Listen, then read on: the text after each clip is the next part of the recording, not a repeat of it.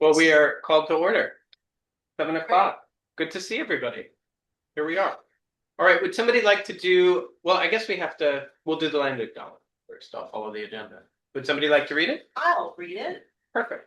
We'd like to acknowledge we are on the traditional land of a rich and diverse group of Native peoples who have called this area home for more than 10,000 years. And we honor with gratitude the land itself and the descendants of these Native peoples who are still here today. Thank you, Maddie. All right, so we have a draft agenda that's been circulated and there's printouts here in the room. Does anybody have any proposed changes to that, or should we approve the draft agenda? I move to approve the agenda as published. Is there a second? Second. All those in favor? Aye. Opposed? Aye. The agenda is approved. All right, so next we have approval of the meeting minutes from the November 18th regular meeting. Has everybody who attended that meeting had a chance to take a look at those? That just has one suggestion. Council liaison's not here, but to use his full name under attendance, John Lebo, City Council liaison. Perfect. Just says Lebo. So we'll make that change without objection to add Councilmember Lebo's last name. Any other changes people noticed? All right, is there a motion to approve? I move to approve the minutes as amended. Second? Second. All right, all those in favor? Aye. Aye. And opposed? None, and abstentions? All right, the minutes from November 18th are approved. Next, we have meeting dates. So, Mark, do we have the meeting date? I guess for January would be the next one. Yeah, we have January and then a work plan going to council. The assumption is it's still second Tuesday of every month. But I think we'll have two conflicts next year. So on the January meeting, we'll have that in front of us, and then you could choose, like this year, to just address it when the time comes, or decide on a consensus that day. I don't know which. I missed what you meant, that we'll have conflicts in. They fall on holidays or Oh, closures, or there's always one or two. So maybe we'll look at kind of the 2026 dates at next meeting. Yeah. But assuming that we're meeting on the 13th, I think it would be Tuesday the 13th. There's no plan to change the second Tuesday event. Does anybody have any conflicts they anticipate? Okay. Anybody else that they're aware of? not yet, unless something material. It's always how it goes. All right, so we might be down one, but it looks like we'll have a quorum, so hopefully we'll stick with that meeting and we'll talk about the agenda for that later today. All right, public hearings. I don't see anybody in the room. All right, so next, public comments. Oh, we don't, well, public comments would be anybody in the room. We also don't have anybody in the room. I see nobody online, not that Oh, we wait, take There's that. somebody online, but we Oh, all right. don't take Yeah, we online don't. comments, but Oh. I can point out Art's comments were in the materials from last meeting. Terrific. Right, It's observed. yes. Art, thank you for your comments. We appreciate them. All right. So next we have a report from the council liaison. I don't know if Councilmember Lebo is going to attend, or if you had an update from him, Mark, or anybody. I still think he's on his way in. Oh, okay. That may be an opportunity to wait. But no reports or items on his behalf. This is the last planning commission meeting that we had. Right. Last council meeting is on Thursday night. They're gonna cancel the rest of the meetings for the month. And begin again with a new council in January. Okay. January 8th, I believe. Well, then why don't we circle back to that? If we have time, we could do that on item 11. If Councilmember Lebo is able to join us. So now we're on to old business. We have 4 items of old business on the agenda. And the first is continued discussion for potential development regulation amendments, minimum street frontage requirements, problem statement, framing amendment purposes. And I think for that, I know there was discussion of that at the last meeting, and we had some materials in the pack that were circulated by Mark last week. And Mark, forgive me, this analysis that was prepared, was that your office that prepared that analysis? It was me, yeah. Okay. That was a response to Yanni's comment. No, we do not have a GIS resource, nor do we have an Esri license. So last week I didn't finish in time for packet. The agenda had to go out, but I did finish them in time to email them to you Friday evening. And so what it is a furtherance of the applicable codes at play, rounded out with other associated codes, mostly as a update or educational opportunity, definitions from the current municipal code that lead to a better understanding. The best part is the analysis on page 404. The email had 2 exhibits, and for lack of GIS, I just sat down during watching TV and dinner, counted them by hand. So I can't vouch for their absolute accuracy, but I'm willing to bet it's within 1, 2, 3, or 4 lots total. So it's pretty good.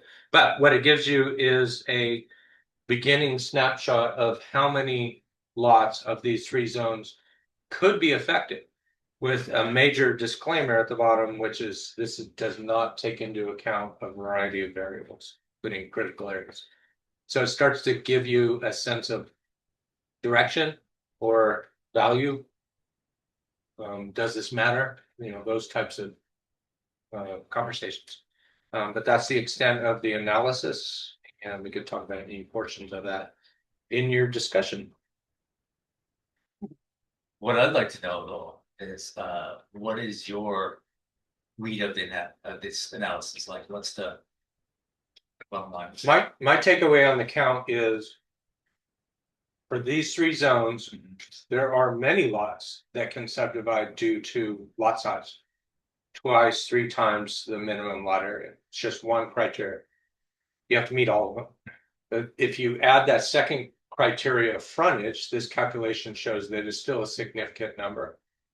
And so for staff, it's worth pursuing. It's not 2, it's not 0, right? And so, but it's a significant portion to enable this discussion.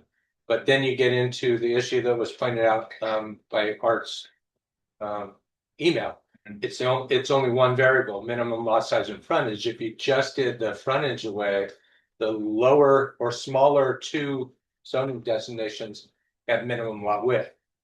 It doesn't mean that you can't get rid of frontage, but you could see that for a large number of lots in the R20, R15, R10, if you then added a minimum lot width or lot width, similar to street frontage, that you can get those panhandles and flag lots because the lots are so deep.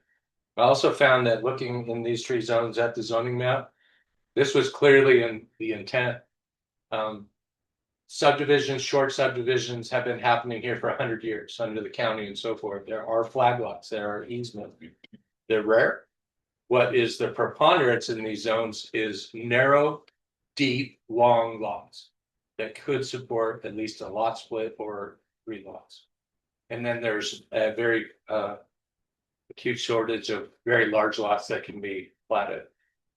It was kind of neat. Tells me it's worth looking into. There are options that can address the street frontage question. The most obvious is then we would need to add a lot width criteria and not leave it south. And then that's it for the discussion. From there are other things like other discussions leading to what should the setback be from a panhandle? How wide should a panhandle be? Those are pretty standard that we can get comparisons from other cities. I had a question, Mark, and I might just whiteboard for a second. For the lot width requirement, you have a long lot. Those might be really old, really. Let's see if any of them work. So here, this one works. If you have a really long lot like this, and you have the street down here, and say this is 70 feet width.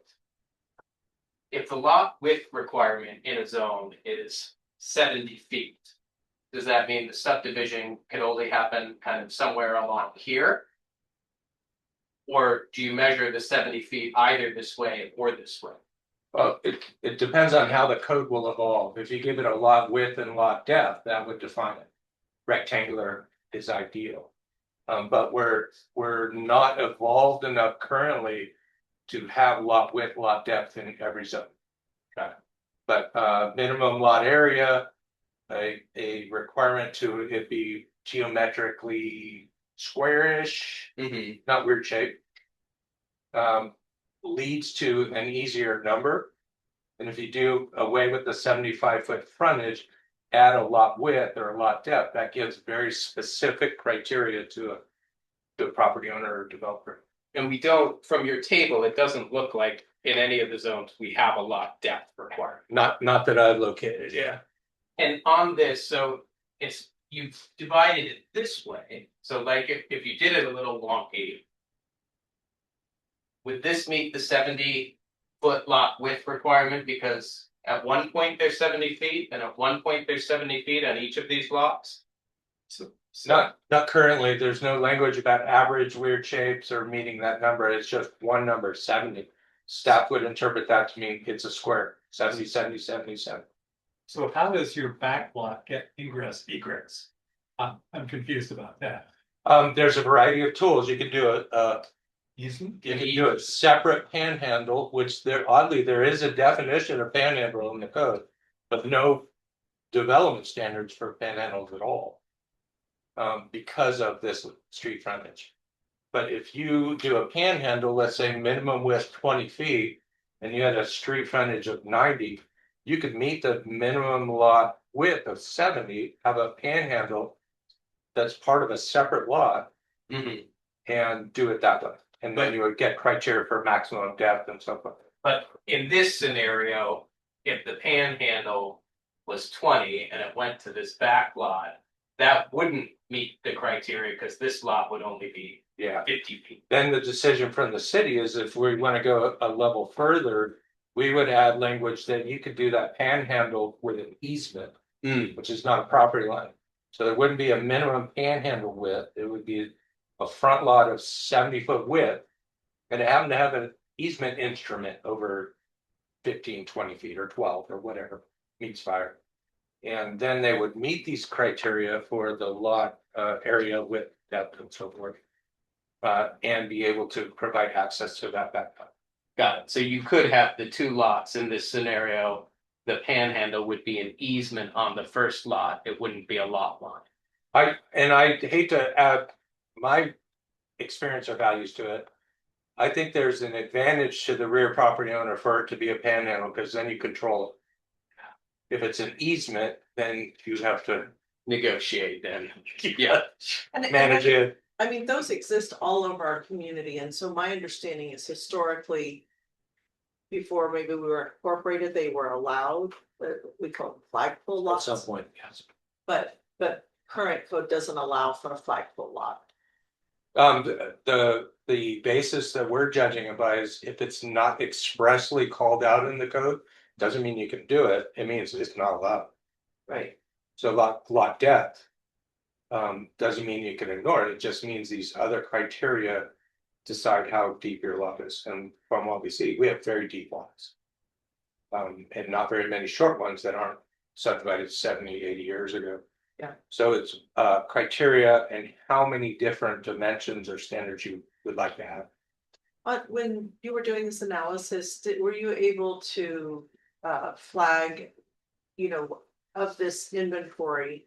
How many of them, I'm just looking at where the dots are and they seem to overlay on some of our critical areas too. If you look at the critical area map, are some of these lots. I'm kind of like in Art's corner of like, I just want to be really cautious that this wasn't put in play. Because even though we have long skinny lots. Even on this chart, they overlay critical areas, and was it a way of preserving those critical areas or taking some of the pressure off? In other words, if any of these red dots have a critical area on it and we were to remove that frontage requirement and suddenly you could split it, are you still allowed to? If it feels like there's something in the code that says you can't subdivide if it results in a fully encumbered or partially encumbered critical area. Yeah, and Yane has his hand up. Oh, yeah. Yeah, thanks. I was just going to chime in and say, hey, I asked the chair to watch the screen for raised hands. First thing I wanted to say, I just really want to thank Mark for doing the work by hand. I mean that. I appreciate it. I wish that you had the resources to have someone zip it out using GIS. But I appreciate you going through the kind of the just by hand analysis. I do have some questions. I'm a little bit confused by I mean, obviously I've focused on the frontage requirement, but then you showed a couple of other areas of the code where kind of similar language shows up. And I haven't fully digested what all the pieces are that we would need to change if we wanted to address this. So at some point tonight, I'd like to kind of look at some of the materials you provided and kind of go through them step by step a little bit to just understand what are I think it seems like there's maybe more than one thing or more than one place where we would need to change code if we wanted to alter this. The other thing I'll say is that from everything I've heard from former city staff and others, their interpretation about, why this frontage stuff was put in place was to prevent subdivision in these areas.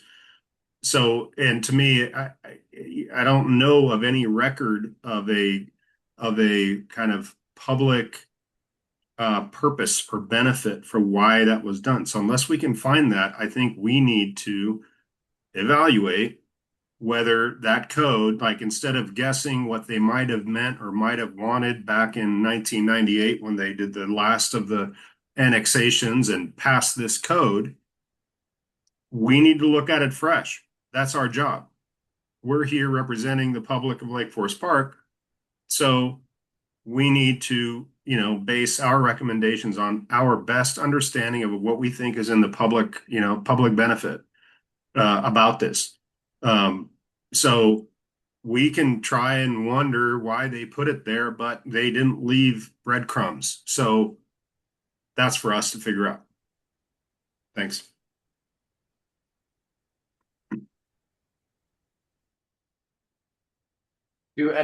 Does anybody else have a comment or a thought on the materials that have been shared on this? So this percentage of total R20, R15, R10.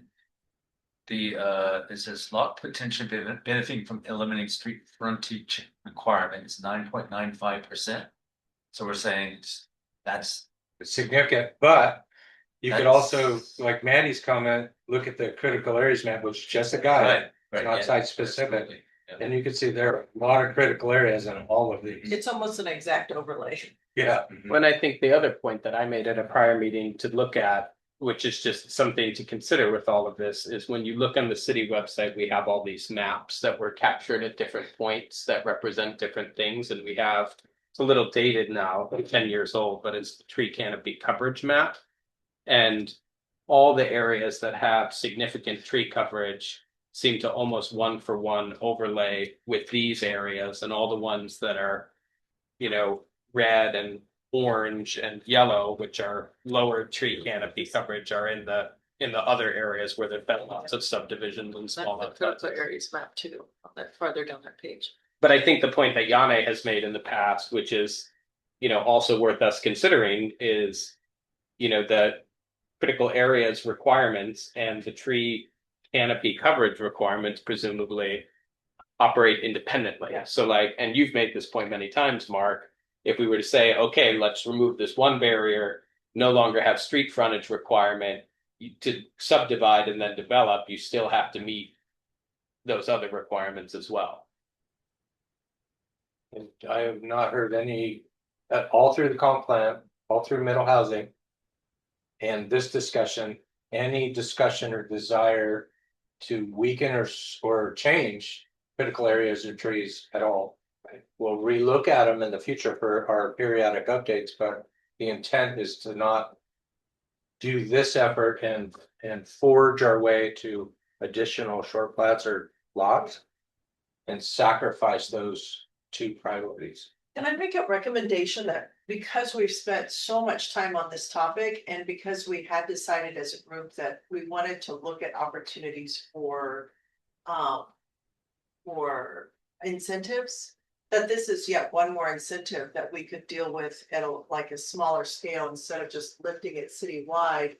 We could talk about like if somebody were to build cottage housing, for example, and that, they had a property that did have that space where one of the incentives could be that we waive that in an environment where we get X, Y, and Z without it negatively impacting other rules around critical areas, that we could just keep this in our back pocket as one of the levers or incentives that we might put into place, because we keep talking around and around about this and we're not making any progress on talking about the types of incentives or affordable housing that we might be able to promote. And I'd love to see us move into that conversation soon.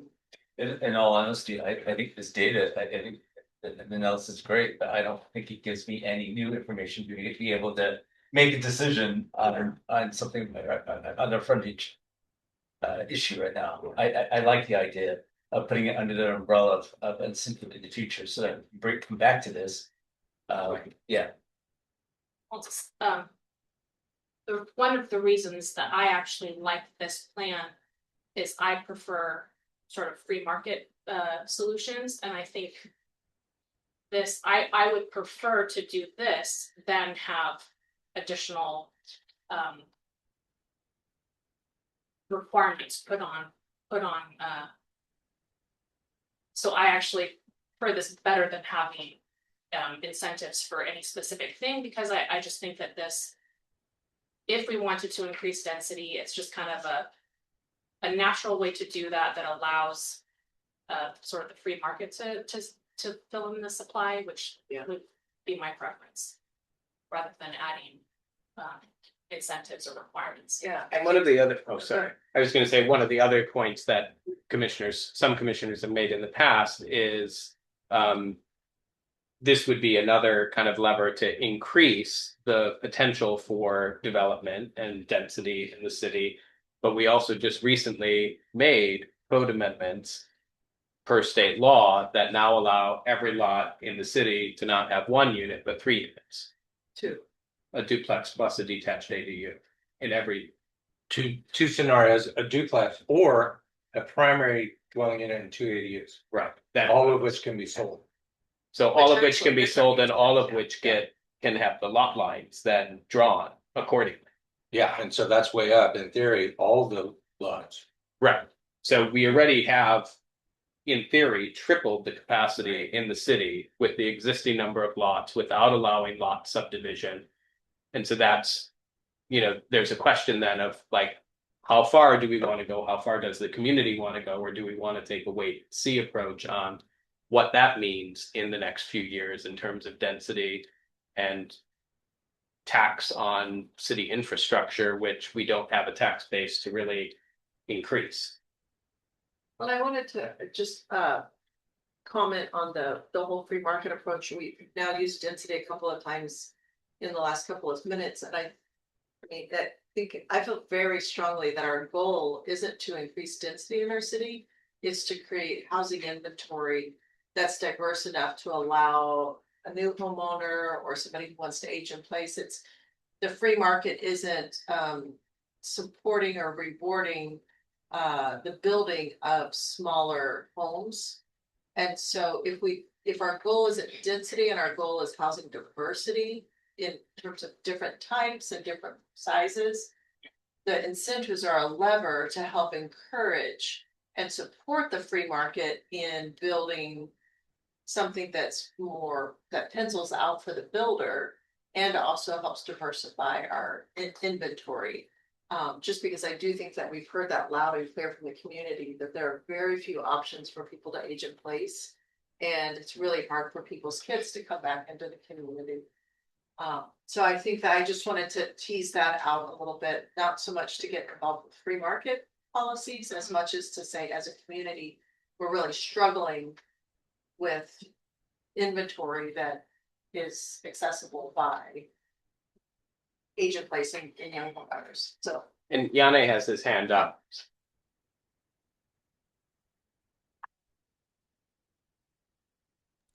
Having some issues with my computer here. Thank you. So on this specific thing of the frontage, I mean, I agree with Meredith, and I would probably phrase it for different reasons. I just feel like absent a clearly articulated, community or public benefit to this 75-foot rule, I just think it should go. And that to me is not so much about free market, it's just about fairness. And it's like if we have a rule that we don't have a clear articulation of why it's there, how this actually helps our community, then why keep it? But I want to go back to something, this issue of critical areas, and you've heard me say it many times, like I have no intention of wanting to reduce critical area protections. And one of the things I've been thinking about is that it would be like most of you are probably get the emails from the city when there's a major decision on a clearing and grading permit. I've gotten at least a couple in the last few weeks. These are development proposals where they're arguing for things like buffer reductions because of a constrained lot size and all that kind of stuff. And what I would like to see us do is, instead of just saying, well, we don't want to reduce critical area protections when we have, say, subdivisions or we're, seeing development based on these new state laws where you get to put a duplex in place, is to get really explicit that, if you do a subdivision, for example, from this point forward, regardless of this frontage thing, like for any subdivision, we should make it so that those new lots are not eligible for any variances from buffer requirements. All right. So like we could say, okay, you can subdivide your lot if it's, if you've got the size and we get rid of the frontage requirement or something like that, you can subdivide it and you can develop it based on our current code. But any of these new lots are not eligible to get variances from critical area regulations. So that forces builders and owners to be creative, to be protective of the natural resources, but we're allowing them to, subdivide if they've got a big enough lot per the zoning, and we're not kind of, to me, this frontage thing is like an artificial constraint. And I say artificial because, again, no track record of what the public benefit is supposed to be of that. But I think we could get very explicit about, for any subdivisions from this point forward, none of those lots are eligible for doing things like, getting reductions in their critical area buffers. Then we have met that purpose of saying, we're okay with some more development, per our zoning code. And don't get me wrong, I am a big fan of creating incentives for smaller scale housing. I am a big fan of that, whether you call it cottage or whatever else. I think we need to do that. I think that's a separate discussion. I don't think it should be tied to this frontage thing as an incentive. But I think we could get really clear about how important our critical area protections are and that we're not going to allow them to be, watered down when people do a lot split. Okay, so for proceeding, it sounds like we've heard two ideas, and I'm just curious if there's any more, if those are the two ideas we should consider. The two ideas seem to be we pursue the proposal of eliminating the lot frontage, street frontage requirement in these three zones, perhaps with some other tweaks as Yana just spoke to, like maybe we put some other stipulations in it that doesn't, if you do that, then in these zones, it doesn't entitle you to a variance from kind of buffer zones or environmental regulations. And then we've heard a proposal as well that we kind of put this into a broader discussion about incentives to affordable housing or housing that is of kind of the size and scale of what we want to encourage in the community. Is there a third idea of what we might do with this? And John, before I go to you, I'm going to go to Cherie because she has her hand up. Hi. So Mark, do you have any, Oh, you broke up. uh-oh, You- Briefly. can you hear me? We can now. Okay. So it's saying that my connection is unstable.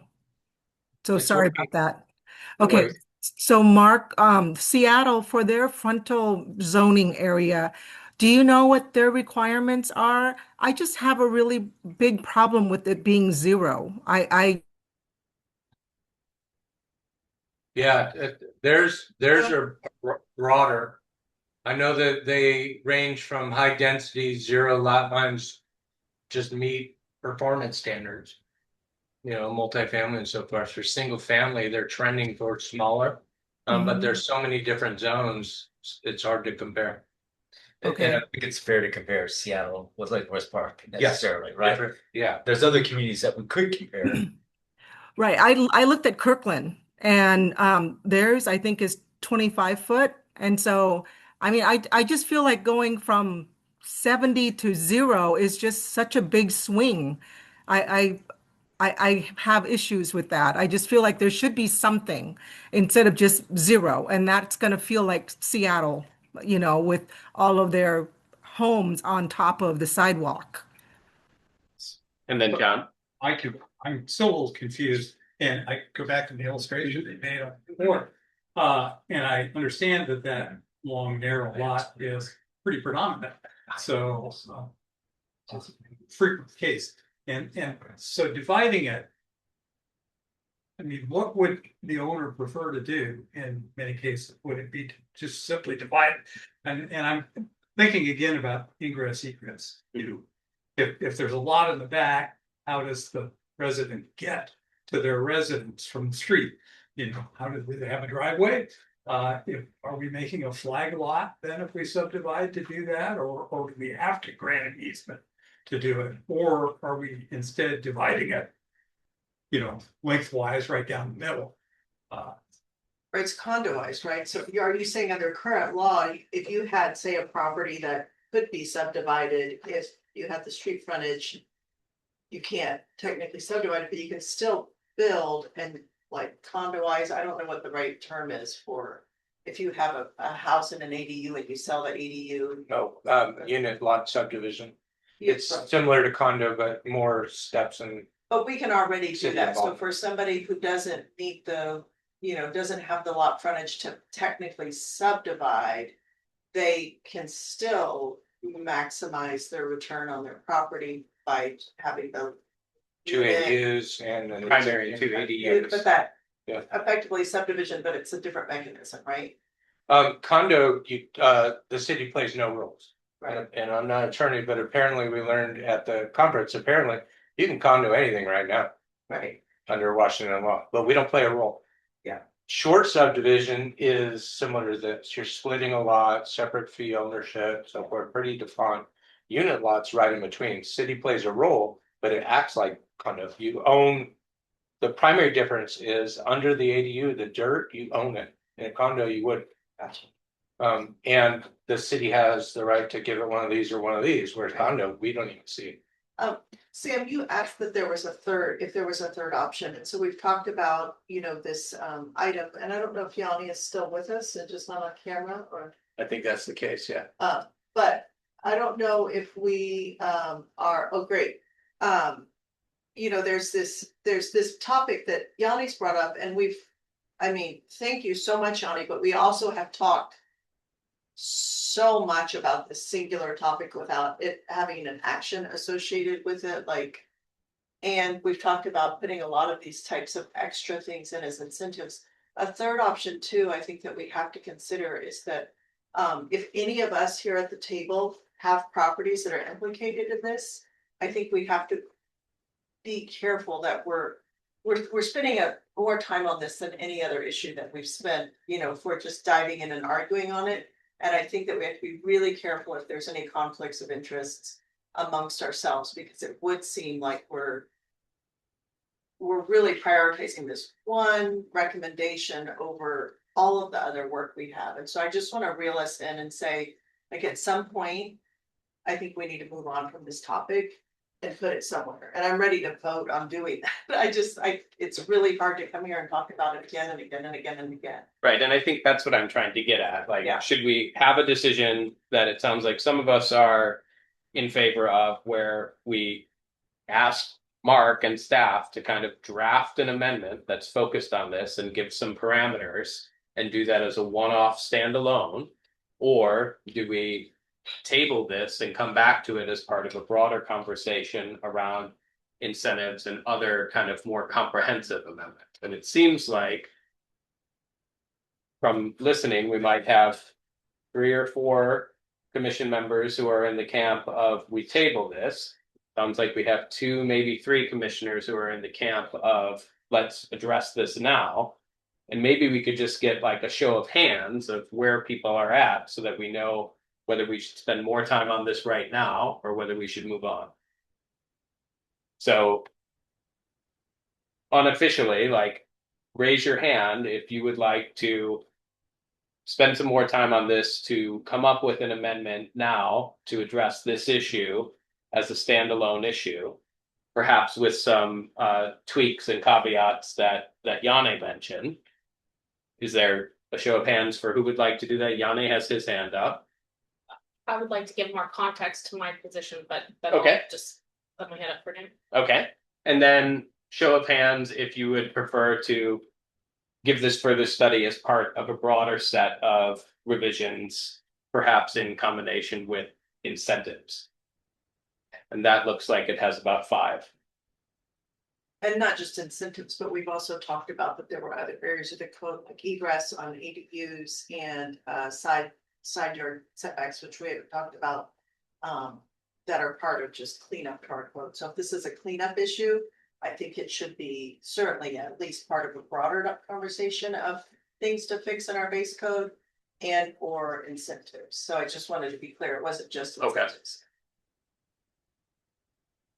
All right, so it seems like maybe we should move on then. Yanni, you have your hand up though, so is there something more you'd like to say on the topic? Yeah, there is. And if it's the commission's desire to move on, that's fine. I just want to be clear. I thought from the very beginning when I brought this up that this is actually a simple thing that doesn't actually need all of this discussion. I don't understand why this very simple piece of, like, we're not changing anything else about development regs. I don't understand why we have spent so much time talking in circles around this piece of code that applies to just the biggest lots in our whole city. So I'm fine going with the commission's vote. I'm just saying we didn't talk about this for this long because it's complicated. We talked about it this long because we're not willing to make a decision about it as a standalone. As a standalone, we're not willing to make a decision about it at this time. Okay, I don't understand that, but I'll go with the will of the commission. That's not a problem. But we didn't talk about this for a long time because of me or because I brought it up. We talked about this because we can't seem to get our head around how this relates to other things. Yeah, I mean, I don't think that's accusing you of prolonging the conversation. I think we've just come to a point where we've decided as a commission that we want to keep this alive, but put it under a different context. That's fine. Yeah. So, Can I? yes, give please. feedback? So my just like, I would probably prefer to not do anything and to just wait and see how it all plays out. But I think if we are going to, I really like this particular way to do it because I do think that it gives, homeowners the most flexibility, that it more naturally, it splits lots that are already larger than they needed to be. So I thought that this was a great way to do it. But my first preference would be to wait and see how it all plays out, what has already happened. With the code amendment. But I thought this was a good way to do it if we were going to do things. Thank you, Meredith. So I have a related question for 9A, just because Maddie, you brought it up and I know it was something we talked about and you prepared some very helpful materials for at the last meeting. Is there more continued discussion or action on kind of the side setbacks that we need to have at this point? Or is that something that we should address as part of the broader issues when we come back to them? I just want to take an action-oriented approach where I'd like to recommend, I know we need to work on our work plan for next year. That as part of our work plan, I think that we need to look at this issue of street frontage. I think we need to look at side yards because I think we have a big gap, which I outlined. That especially as we start adding more units to a property. I'd love to be able to talk about that with you or answer any questions for those of you who are wondering about that issue. And I think we still need, as part of our work plan under our base code, to look at the requirements for citing an EDU. Because I think that also all of that work was done prior to the state law changing. And I don't know if we have the right egress requirements built in when a homeowner is citing an ADU that can now be sold and they couldn't at the time. So would love to answer any questions specifically about side yard, but would just like to recommend that we agree that there's a base code review for anything that may be negatively impacted or be an oversight based on new state laws. I don't know how we frame it, but kind of like identifying problems in our existing base code conflicts. Got In my perspective, I would love for us to put that in. What are we gonna call that bucket for the plan moving forward? Come to it, the same as frontage, right? Yes. Let's bucket that. I think the most important conversation that we should be having in this one is our plan, work plan. Yeah. Sure. And Well, then- having a disciplined plan. Yeah. Well, then let's proceed, because 9B is in part related to the work plan. And it's to inform kind of some more data inputs that we would hopefully have at this commission in the new year regarding kind of ideas from an affordable housing stakeholder and a developer stakeholder. I apologize for not circulating those questions sooner. I totally forgot that I committed to do that. But now you have them all. I did receive one piece of feedback from Yane, which makes perfect sense to me. He said for the developer question, he'd like to frame it as addressing both affordable housing and smaller scale housing. So I think we could tweak all of the questions on the developer side to do that. And that makes perfect sense and tracks, I think, with the consensus of where we've been. Were there other thoughts or feedback on these questions?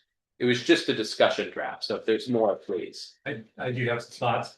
I can appreciate the two sections, one for developers and one for organizations involved in affordable housing.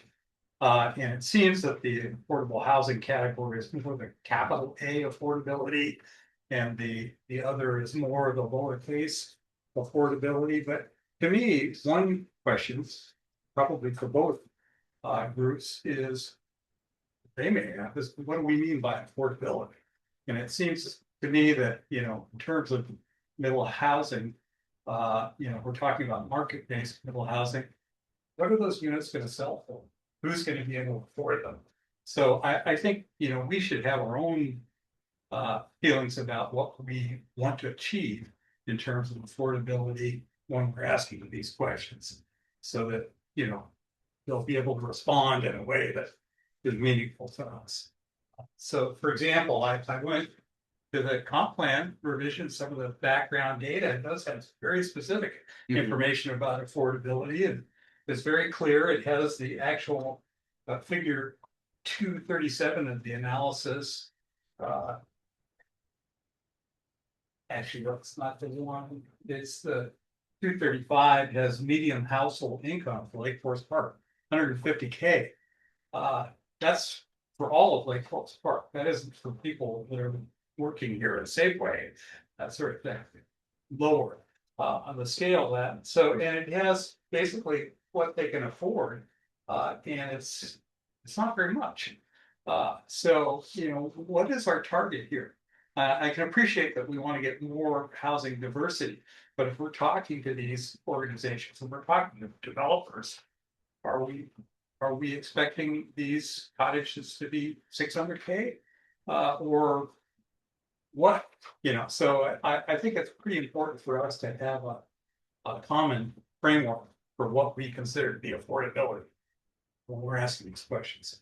And so maybe there's a question for the developer and the affordable kind of housing stakeholder group that we would bring in to ask, hey, for the types of middle housing and kind of primary housing that we allow in the code with the code amendments, like if you were to have a developable lot in like Forest Park, when you're talking about kind of barriers and everything, maybe there's a separate question of like, what would this come to market as? Like if you built, an ADU, if you built, a duplex, if you built, and we kind of went through those types. Is that essentially what you're asking for, just to kind of It inform is, us? and it's, it's sort of what are the range of diverse housing, affordable housing that we're looking for? And, so. And I think it would be very difficult for us to, there's another figure that talks about our targets, probably familiar with this one where the real need is at the lower end of the salary range, and it's going to be really tough for us to rents in Lake Forest Park are not affordable. So, I mean, and it's understandable because Lake Forest Park is a very desirable place to live. It's got amenities that have brought us all here. Crime is low and so forth. So it's going to cost more to live here. So I think we have to be realistic in terms of what we're looking for when we're asking these questions. I think you're right too, and I think that's it's a tough pill to swallow, but it's real. I mean, we bringing our hands and doing all this virtue signaling over, big A affordability, but the reality is there's very little we can do that doesn't require public-private partnership, or the city buying land and engaging in public-private partnership to affect big A affordability. But yeah, little a is only by having enough, variance in overall square footage price, because that's how rents and houses are sold. And I just want to point out, because I look at this all the time, up just at the north end of our city, right into Shoreline, there is a pretty old sort of little townhome area by the Cushery, that green building. I don't know what it's called, but it's like where Perkins turns out.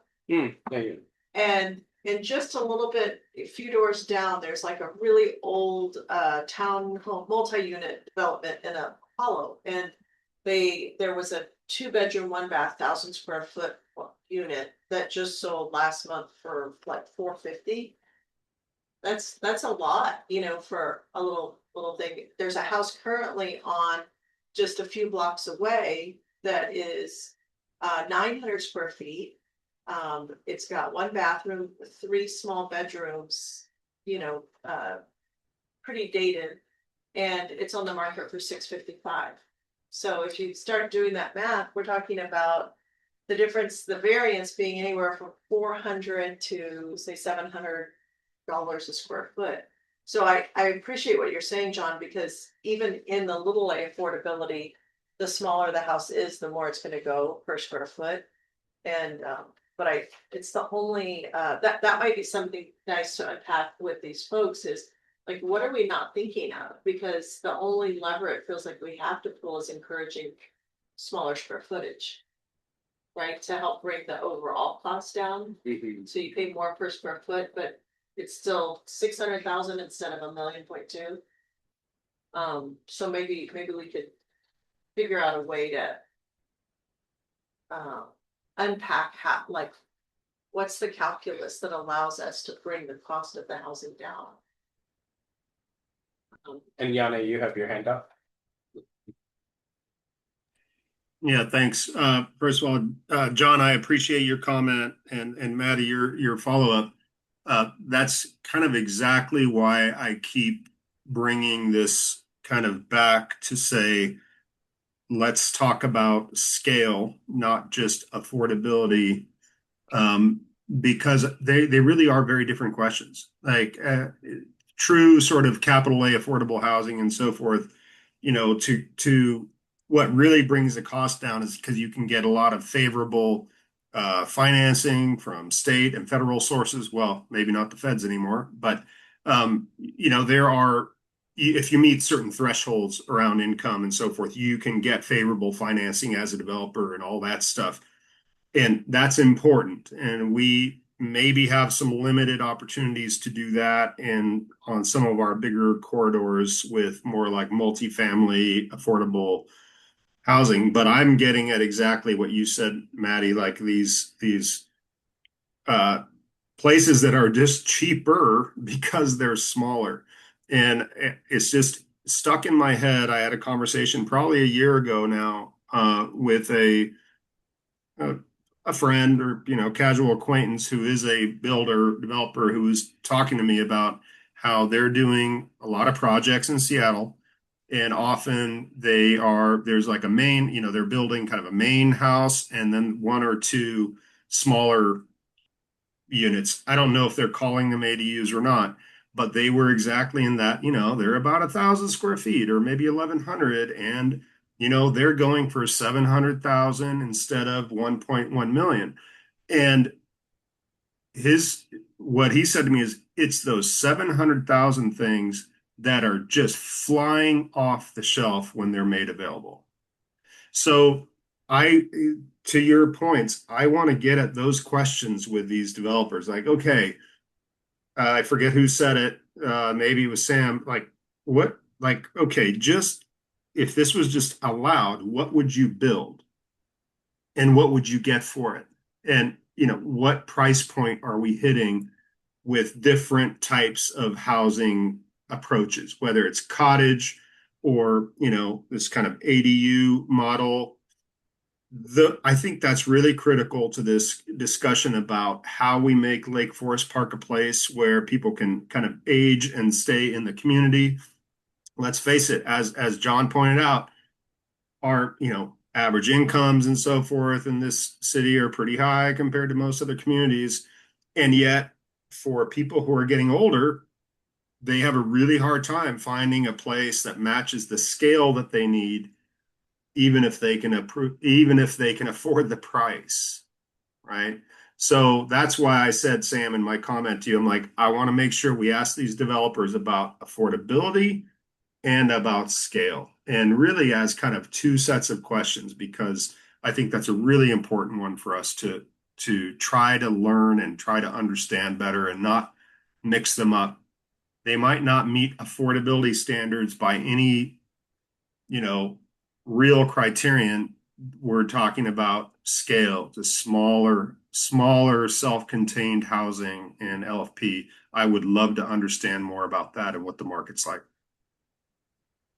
So I just want to back up for a moment because I feel like we're missing a piece, and I think it goes back to the conversation that John, and similar to what you brought up tonight, the conversation you had at the last meeting. It's like, what's the purpose? What's the goal? And the conversation kind of went into a different direction from what I was listening to on the video. But yeah, we can reach out to developers and we could say and ask these questions. We could develop these questions, but for what purpose? I think that we got to keep coming back to what's our initiative here. So, Port Townsend, the city of Port Townsend has a middle housing initiative. It's reviewing all its code. It's looking at, it received a grant from the Department of Commerce to initiate this initiative. Okay. And then there are communities or developers, whatever they're calling themselves outside, they're working in collaboration with the city or Port Townsend that are doing, unique cottage housing, different kinds of middle housing kind of developments. So I'm wondering if we're just missing that conversation. It's like, because what I'm hearing is that we're not, yes, affordability is important, but Maddie, what you've said is that in past meetings is that a lot of time, we can't develop. I mean, Lake Forest Park is not an affordable community. It's just not, it's not going to be. We could have lived there if we didn't already. own I it. mean, yeah, we moved into 25 years ago. Right, it's just a different community that is, well, I mean, it's not a different community, but it's a more expensive community than it was when we first moved there, yeah. And my son still lives with us, which is what I was laughing about at the beginning, because he can't afford to move out of our house. Not that I want him to, I just. But my point is that I think we need to step back, and I think that, you know, put this aside for a moment. Come back to the question, or to come back to C. Talk about our plan and bring this into that plan. So we can certainly pivot to talking about the work plan if that would be the consensus of the commission. I think as I recall, what the genesis of these questions was and what the idea was it came from, I think my recollection, and everybody else's may be different, but we heard from Councilmember Lebo that council priority for us once we finished the comp plan was to come up with recommendations on affordable housing. That was what I heard, or I recall hearing from Councilmember Lebo. And we felt we had a conversation, you know, not dissimilar from this, but where we said we don't really understand like what levers we could pull, what works in other similarly sized communities. And so we want to hear from developer community, a stakeholder, to kind of talk about like what's market, what are market conditions, what are the barriers to developing here, you know, what would you develop? And then on the affordability side, like what other levers could we pull? And I know we heard from the consultants about what they'd seen in other cities, but some of it seemed a little indexed on large urban areas. And so that was the idea here, but it was assuming that part of the work plan was we're going to focus on what can we do and what could we recommend, if anything, on affordable housing. Yeah, so Sam, I remember it a little differently. Okay. It's not coming from the city council, this initiative. This was our own initiative. This is something that we, as a committee, determined that we want to pursue. Yeah. So nothing wrong with that. You know, I mean, nothing that I think we need to keep it on I personally want to keep it on that. Okay. On the agenda, on our plan. I just want us to be clear about like what's our purpose moving forward into 2026. You know, one of the things that I've heard Port Townsend referred to several times now in terms of innovation in affordable housing. Is it possible, you know, in terms of talking about reaching out to organizations, is it possible to reach out to another city? I don't know how big Port Townsend is relative to the Forest Park. I suspect they're larger.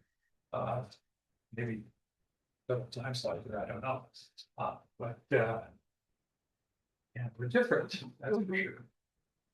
But they do have some innovative things happen.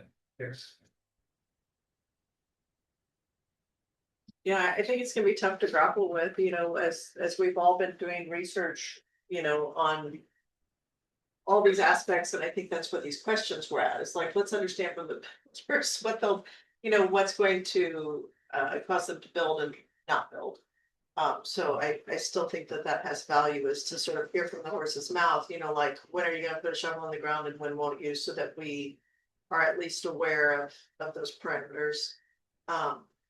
But you know, I think sadly, you know, we're coming hard and fast to that line where we recognize that we can develop the code and incentives and so forth to try to encourage a larger variety of housing types and, you know, things that help keep Lake Forest Park growing in a responsible way for public safety, to the environment, to energy. I mean, we do have this huge climate plan, you know, trying to not just focus on density and housing for the sake of that, but like, what is it we're actually trying to create here? I'm increasingly feeling like we're not gonna get to little A. You know, I've sort of resigned that we're not gonna get to big A. Unless, like I said, public-private partnership, but that little light, I think is pretty tough. So to your point, David, it's like, well, what would success look like from this group? If we made code recommendations to council, what problem are we trying to solve, truly? I think that there is merit in, maybe it's not Little A, but even if it's $500,000 or $600,000, having that diversity of housing, and then talking to the developer community about what, We'll get you there. getting a little bit more information about that. Maybe that's a first step, because it seems like we have a little bit more of a framework to work with than we do with the big A part. So. Just a point. So this question here, are there successful models, for examples, for small predominantly residential cities so that don't require some? We could do a chat GPT inquiry to that. It will bring up information. So I'm finding that there are good questions, but I'm afraid that we'll bring people in asking these questions, and then we're just left with this information. And what do we do with that information? I guess what problem do we think we're trying to solve? Yeah, the construct. Not with the questions, but generally, when we're talking about any of the things. All of the things, when it comes to middle housing. What problem, I feel like we're kind of a little aimless that way, and that might be why we're having some trouble sinking our teeth into any one thing, because. It feels like the problem we're trying to solve is kind of a moving target. And the only thing I've been able to come to when I really like have a heart to heart with like, what are we trying to do here? What should I research? What should I try to know more about? It's truly, and who said this, that you're never going to create what you want with the code, you're just going to prevent what you don't want. That's my vote. Yeah. And so I started thinking, well, is that the thing that we're trying to solve, is so that the state law doesn't happen to us, and instead it happens with us. Like, I feel like we need that organizing, that mission, that shared vision for the thing that we can actually affect, and then have our decisions be centered around that. And I'll still remain, maybe, till my last breath, as the person saying, let's never talk about density as a goal, but if it's to make sure that the growth that may happen in our city is complementary to our other values and priorities. I don't know. I feel like we need a mission for mental housing that's real. To your point, John. So parallel to that is, Mark, you mentioned a few things that you would like for us to actually work on and put into plans, such as the King County Housing Authority comment review, all these things that, like, the critical areas ordinance mandatory that should have been done this month. It should be done this month.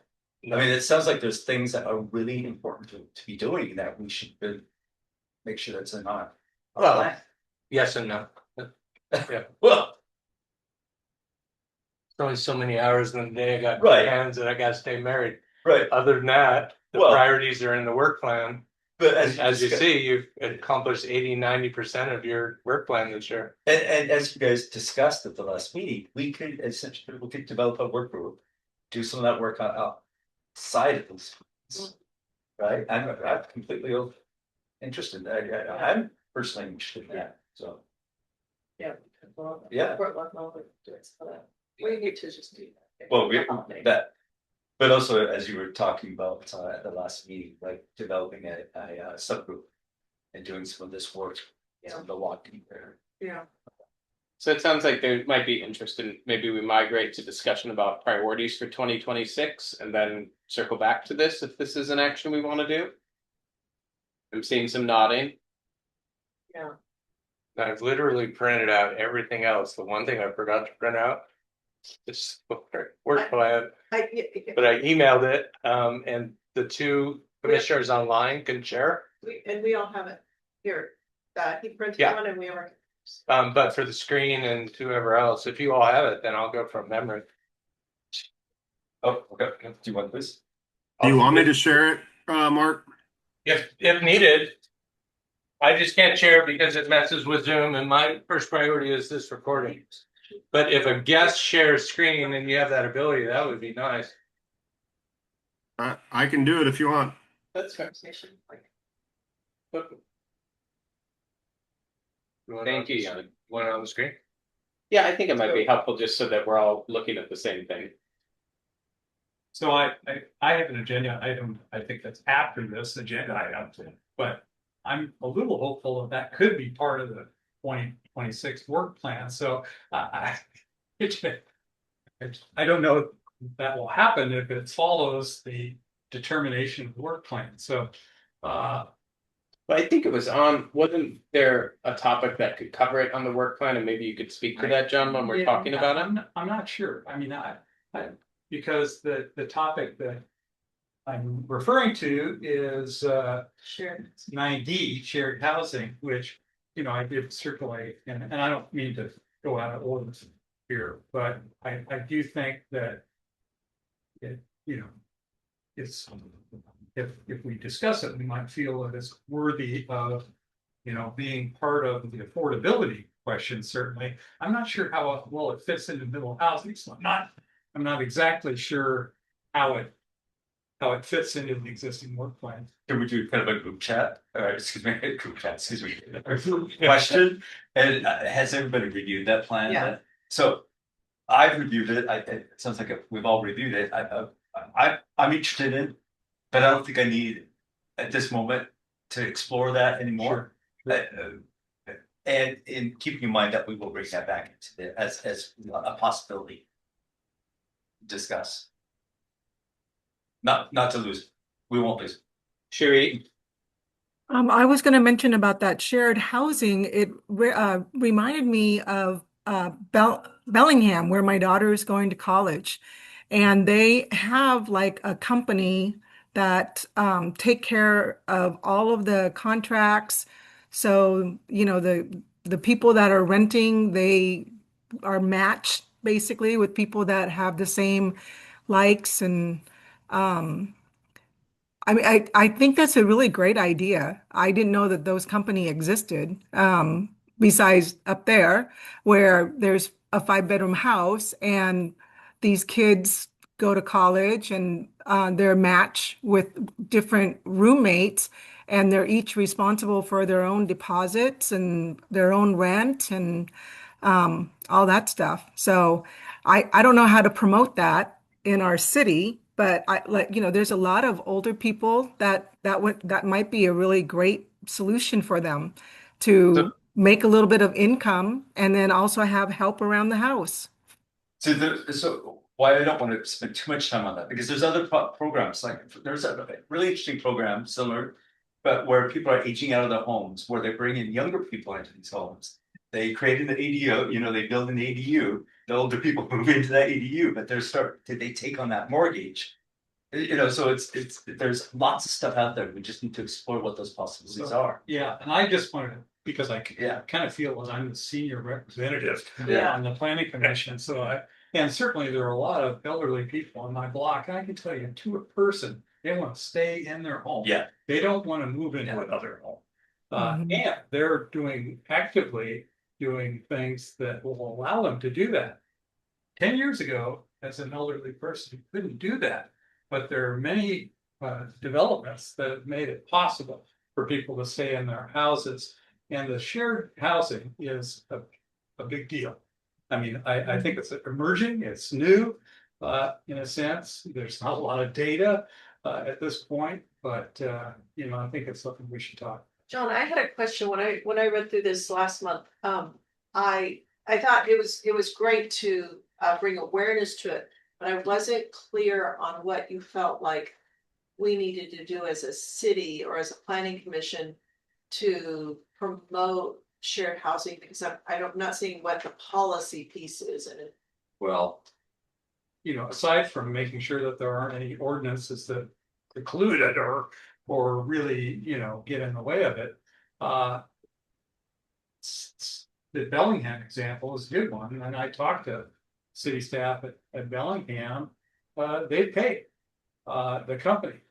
The company's name is Nesterly, and that company, the problem for people, you know, my age, is they are well aware that they can be victims of scammers and that lots of scammers are going after. So they don't want to go to Craigslist and list their, separate rooms and so forth. It's just too scary a prospect, but understandably so. So these organizations like Nesterly take care of that.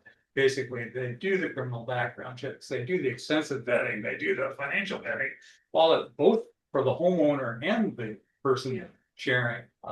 And so in the case of Bellingham, they pay an annual fee to Nesterly. And some of those fees are waived for the residents. And in terms of the only other role the city has is they publicize it. But what Put makes it a flyers in the social, utility bills and things like that. what makes it a social program in the city that the city is supporting for like health and human services or as a community outreach versus like a code activity? Because I think the only thing in our code that would restrict it is that we do have a residency requirement where like you can't have more than a certain number of non-family members living in, we tripped up on this a long time ago when we were working on it. That's why I remember it. I thought we cleaned up part of that. Did we? Complement. Yeah, like the way Yeah, we we did. define, We did. the way we define family. So I think I'm just trying to understand, since we're a policy recommending body, I definitely want to hear everything you're saying, but I wonder, did you identify a policy that we need to put into play? Or recommend to council to change or add in order for this to happen? Or is this more of a, like, we should get together with, community outreach in the city or some other board or, Well, I mean, I think that it would help with the density problem because if you go from just like our kids are gone, so we have a big house. So if we were to rent 2 bedrooms, then that would go from 2 people to 6 people per se, or 2 people to 4 people, each one in each room. So I think that for the density part of it, I think that that does help our city.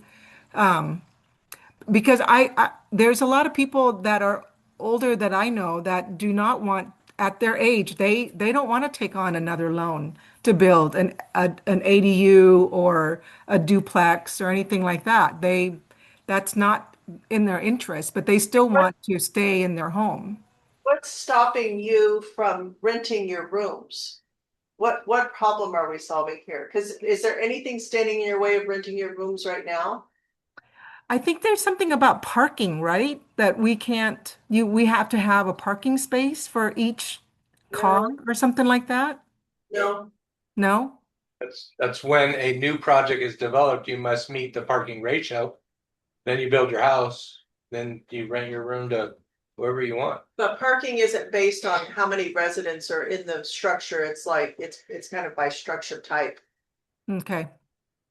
And then at some point it becomes a nuisance because you have a 3-bedroom home and there's 22 cars there. But So- that'd be different.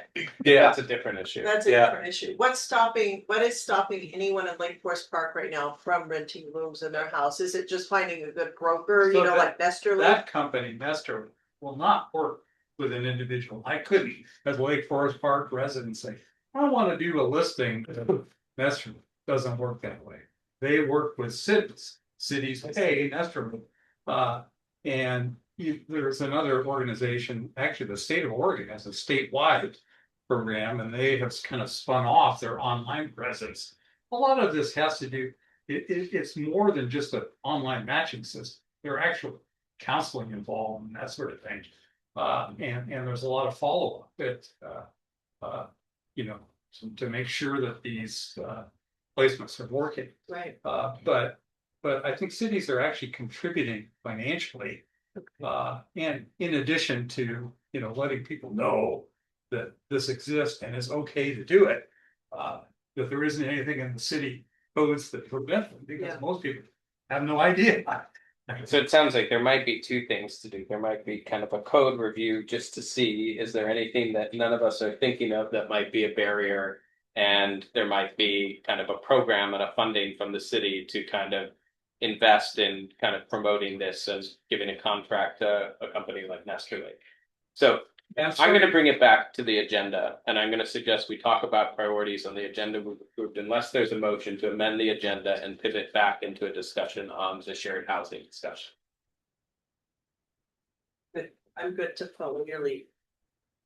So I think we have enough to know, at least for now, if this should make the cut on the agenda. We have the agenda for next year, a draft agenda of what we can focus on. I think what Yane is displaying now is what we had for our 2025 priorities. And as this is reflected, we've completed 2 of the 3 of them, right? I'm gonna call it 2.5. 2.5, yes. It's Of effort. we've made progress. A for effort on number 3. Yeah, 80-90%. So pretty good. Given Yane, do you that- mind scrolling down to number 3?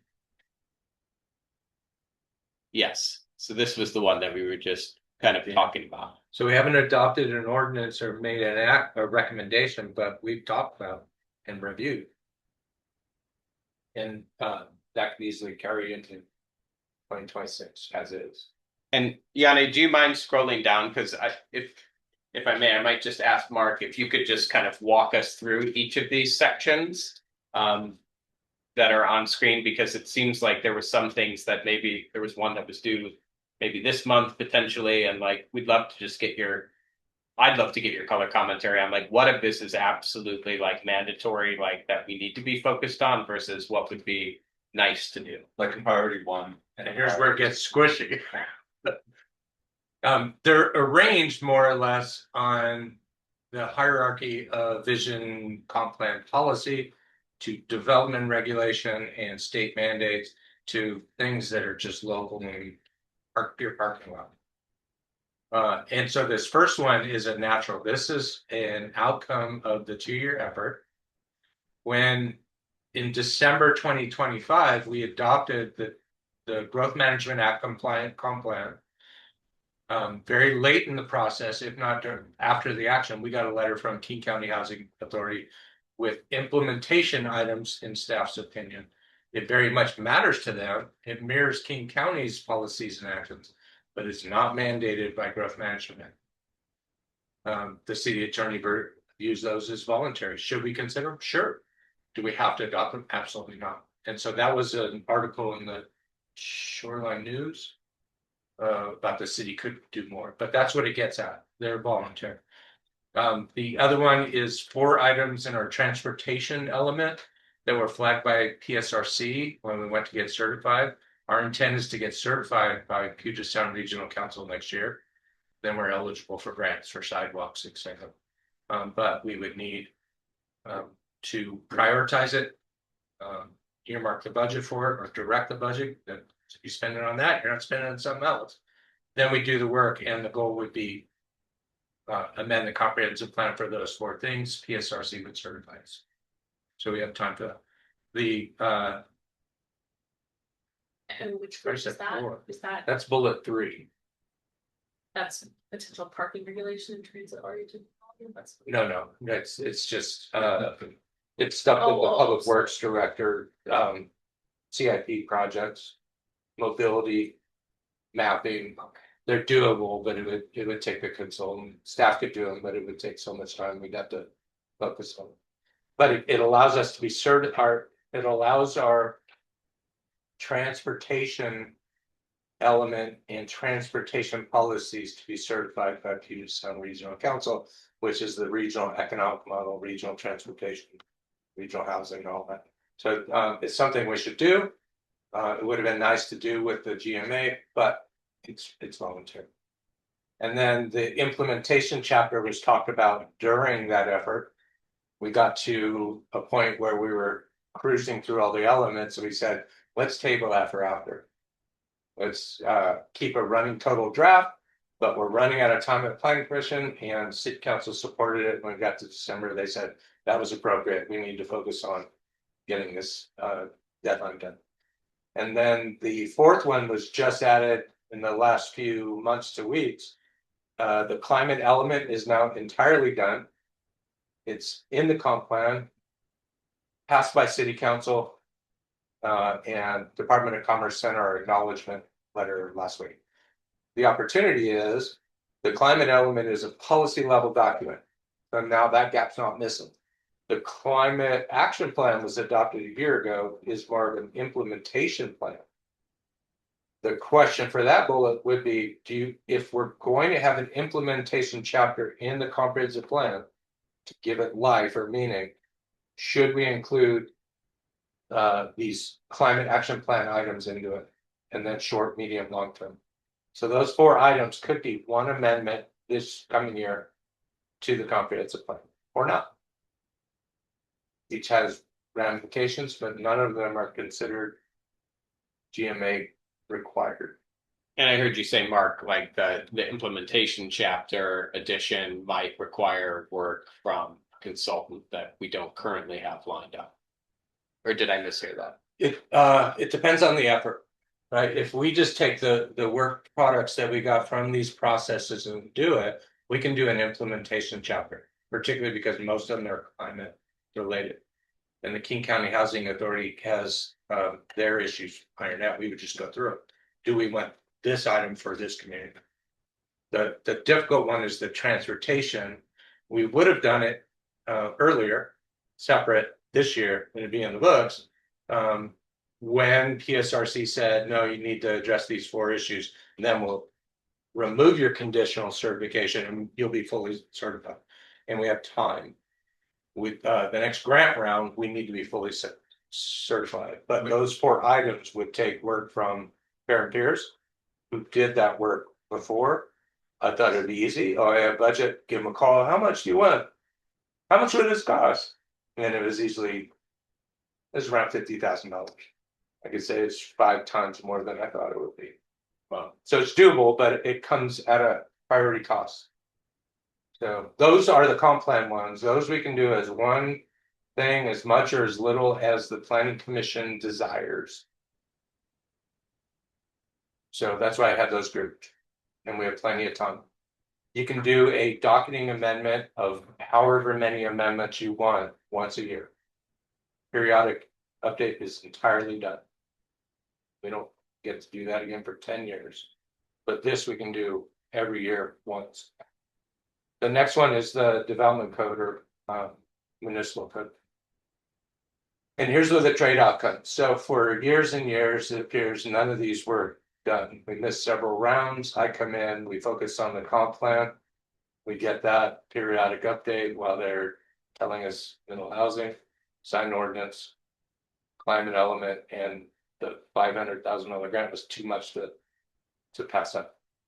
So while we should have been doing under GMA the critical area and shoreline update, which is similar to comp plan process, we chose climate element instead. And now we're 4 years ahead on climate element, $500,000. So it was just too easy to prioritize it. But now we could revisit this. The critical area ordinance is important because you need to be in conformance, and it keeps getting more detailed and stronger every year. The 3 years of legislation that they pushed through Olympia, mandating House Bill 1110, middle housing, blah, blah, blah. As a writer or a tailgating requirement said, oh, and by the way, you need to also update your critical area by December 2025. Staff's response in all those meetings was, that's great. We have one set of hands. We're a small city. All small cities are the same. Choose the 1 or 2 priorities. That's what we're going to do. And we will get to this. So the question was, what's the downside or the slap on the wrist? You could lose an eligibility for certain grants. That's the first step. They always prefer a work plan. Where are you at on it? Aren't you working diligently? And we've conveyed that. If we don't do that this year, it'd be hard for us to convey that.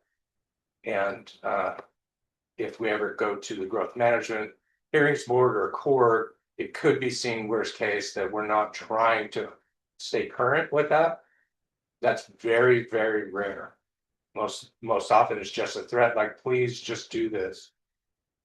Be diligent, commit to it, and when you're done, we'll put you on your updated list. So that's why that slid, but it's past the deadline. The shoreline master plan for The city is from 2013. It was supposed to be up, which I think the deadline was 2012. But it was done, and then 8 years after that, which would put it to 2020. An effort was started. I have a box. Watershed, that's now Facet, was the consultant. It got to a certain point, stopped, then COVID and so forth. Now it's 2026 coming. My question to ecology was, we're committing to an update. We will do it. The next cycle is either 2027 or 2029, depending on if you read WAC or RCW. We want to do an update. When we do, we'll broaden it as a fresh look and meet that next deadline. Is that okay? I said, well, you don't really have a choice. Just do an update. So I guess the city's choice is do a semi-update to meet a deadline from 2020 and do it in 2 parts and do it again in 2 or 4 years, or just do an amendment and the primary variable is cost. And making sure that's in the budget, but either way, it's Cost for like the consult. Yeah. Okay.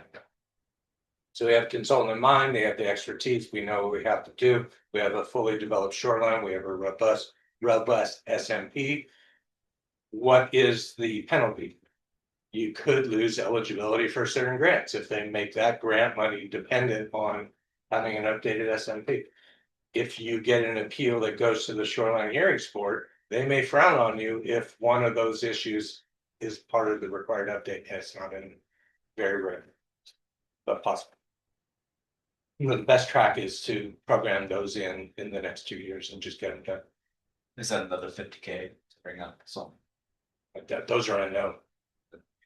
So that's where the squishiness comes. If you choose one of those and says, stop, do it, I could do it. But it will take all the time of the day. All of it. Forget the rest of the list. To do the shoreline master plan Or the critical areas. or the critical areas. So Yeah. those would, so if we picked one of those, that would likely kind of consume the agenda for the next. It would consume Year. my bandwidth and still get permits out for that time period. It's full-time focus. That's why you hire a consultant. Now, the good news is, as we're approaching Christmas, the $500,000 for the climate element, the $50,000 grant for the middle housing is now out of the 2-year budget. Whatever remains from 2025 is still in the 2-year budget. So whatever I budgeted for 26 and what remains from 2025 can be thrown at that. In a couple of weeks from Lindsay, I'll know what that number is. And then the question to the city is, do we RFQ? Do we go with what we have? What is the procurement policy? It's planning, we have flexibility. So we have to do both. But if one happened first, I would offer critical area ordinance should be first because it applies to the whole city. Then you take those and you adjust them for the shoreline. So instead of starting small with shoreline for just that 200 feet and having specialized critical area ordinance and best available science, and then do an effort for citywide, that seems backwards. If you do broader, then use that broad adopted critical area regulations as a baseline for the shoreline update. That's smarter, cheaper.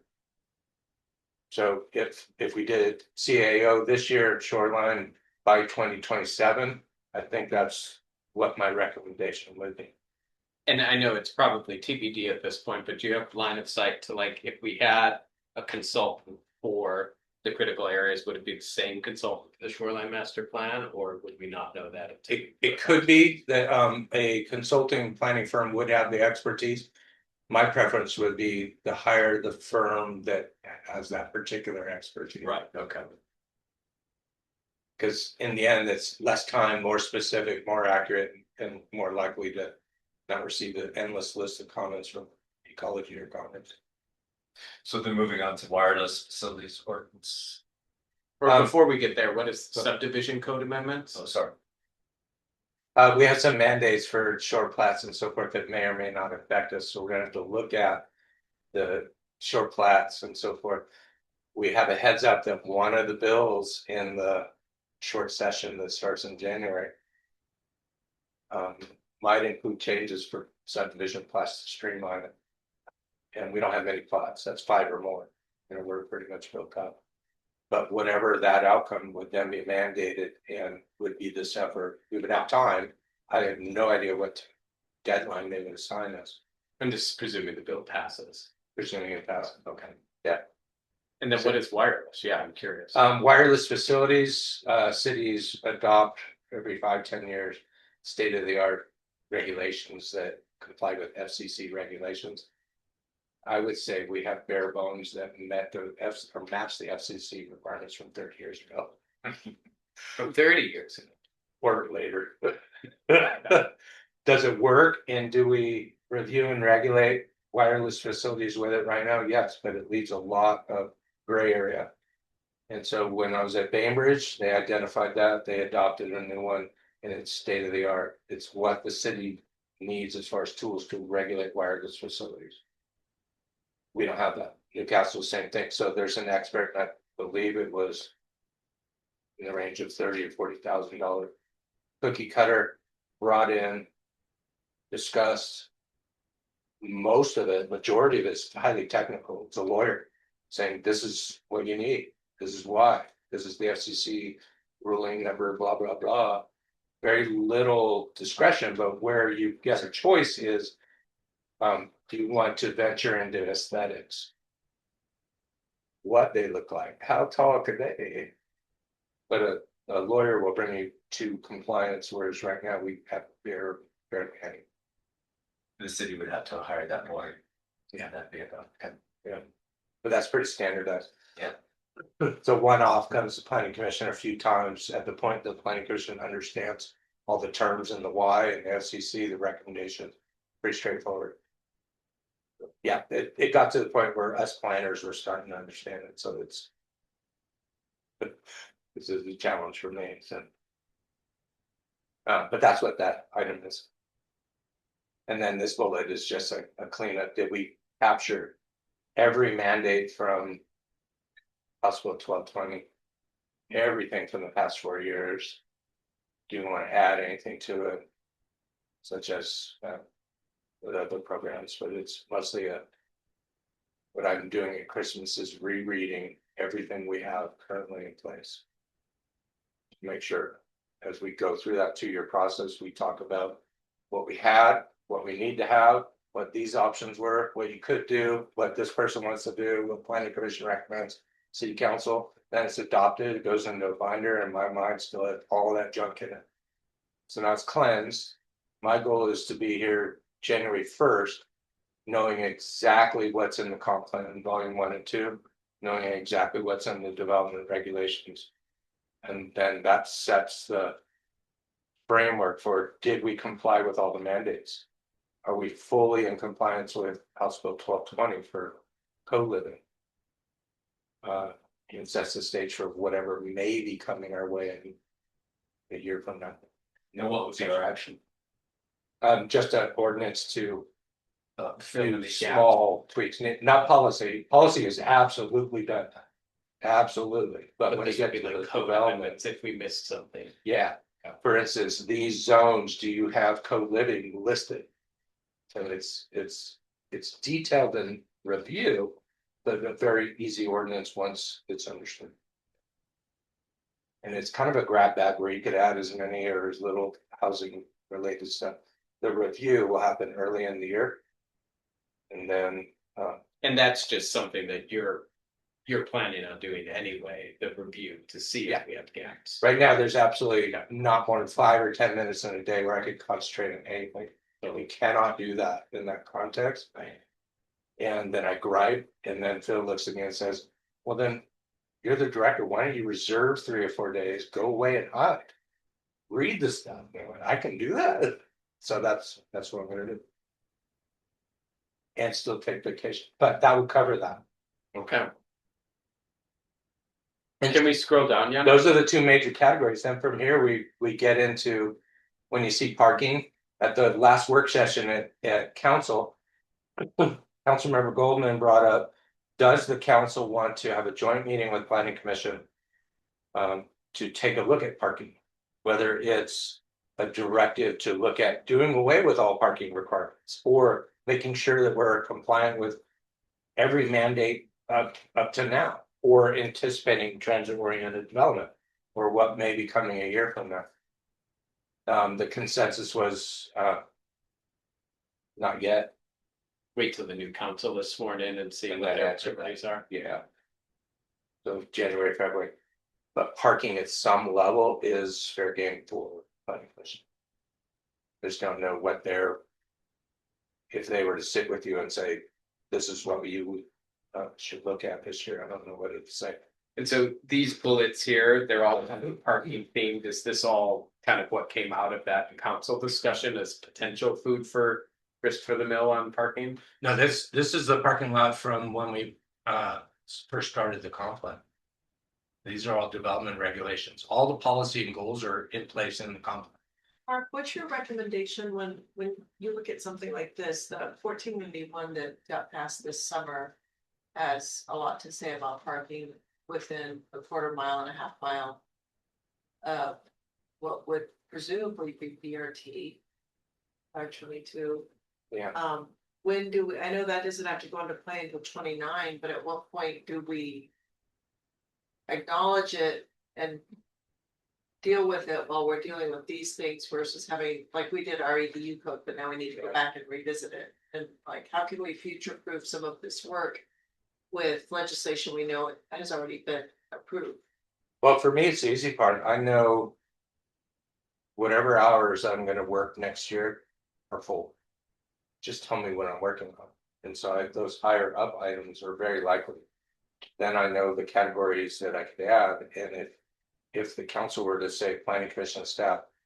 Do all these things and a full-blown look at parking, then my response to that is, what are you taking off the list? It can't happen. So we should maybe consider not tackling parking head on. For this next year, because we aren't required to make changes to parking for a few more years. And we're Normally, not past due on and we're not past due like some of the Yeah. other issues. Right, yeah, okay, I see what you're saying. So Like while there what- might be interest by some people Yeah, to change parking, there's not, it's not. I would agree with what your statement was. With the exception that if the mayor and council directed us, that's our priority. Yeah. But your point is we have these other things we need to do, so I'm sorry, but So if that conversation happens, they go, that's fine, I see. parking's the Well, I priority. know there's then- been some pressure by some, with some of the incoming council folks, I know they've expressed interest in changing that and I see that we need to work on it, but you're right, if we have other things that are a higher priority. Would be nice to be able to look at that properly before this. That we could. And whatever we come up with here, we're gonna come up with, hey, this is our draft plan of what we're gonna focus on, and the council has to review that plus that. Yeah, and they mentioned the joint meeting.